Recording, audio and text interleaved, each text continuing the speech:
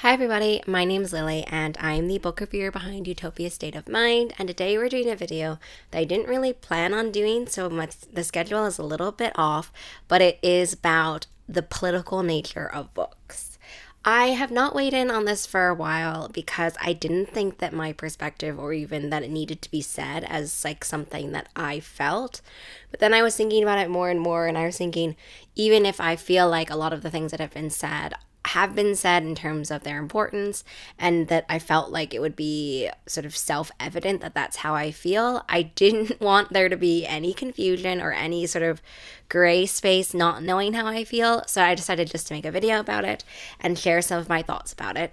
But basically, if you weren't aware, there had been this take going around on social media that books aren't political and that book spaces shouldn't be political.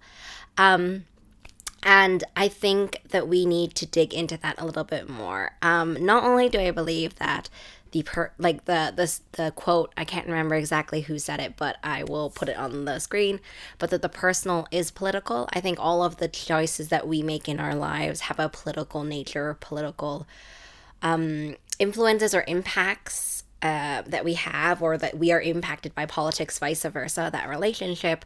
Books specifically are so for a variety of different reasons, and let's just chat about it. So, one of the things that we can be, or that I expect to be seen more within the next couple years, specifically within the United States, is the political nature in terms of content of books. So, for example, the idea that queer books or marginalized books, queer experiences, trans experiences are going to be the subject of book bans. Book bans within the last couple years. I would say I've been paying more attention to them within the last 4-ish years. Book bans are on a rise for a variety of different reasons, not only like queer representation or queer experiences, but also just racism, and also like things that sort of contest the way that the world is, I guess. But book bans and book censorship specifically and related to book bans, whether that be schools, libraries, all of those kinds of public spaces, are going to 100% be impacted, and they are also 100% political. I think that there can be this sort of blurry line between societal and political and how they intertwine. But when you're enacting laws about it, and when you're enacting public policies about this in a school or about this in a library space, they become political. They are political. They are related to books, and they're something that we all are thinking about. I have this pin that I have on my shelf, which you haven't been able to see for a while, I guess, but maybe in photos, that says "Teach Banned Books." I stand by this. A lot of my favorite books have been banned in a variety of different U.S. states. And so I just wanted to start right off the bat with the idea, or I guess dispelling the idea that that books aren't political with this very concrete example. And the ways that I expect things to change, and I'm scared of things changing within the next few years. So that's a thing that I first thought about, but then I was thinking about this a lot as well. From if you think about the journey of publishing, or the journey of a book from the beginning, right? So whether that means, for example, education, whether that means the knowledge that like even publishing a book is a dream that one can have or is an achievable dream, access to books in general, just in terms of whether that be because of the country you live in, whether that be because of the area you live in, if there's a library, if there's not a library, all of these things are political in the sense that, you know, whether or not you have a library is very much a decision that is not an individual decision necessarily.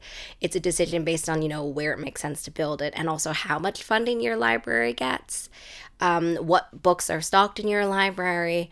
And then if you think about this on a larger global perspective, when you think about access to books globally, whether that means that the censorship in your country even sort of tries to limit the books that are available in the country, whether that means sort of tariffs, whether that means imports, whether all of these kinds of things actually go into the nitty grittiness of book production and the actual physical access to physical books, the rights associated with that, like all of those things are so related to the current political climate, to the current climate in general in terms of access, that was just struggling so much for this video to kind of break down all the ways that I intrinsically see book publishing and book production, book consuming, tied to politics in nature and tied to the decisions that are made around us. So then when you think about sort of what books get bought, I've kind of discussed this a little bit more on social media about sort of what experiences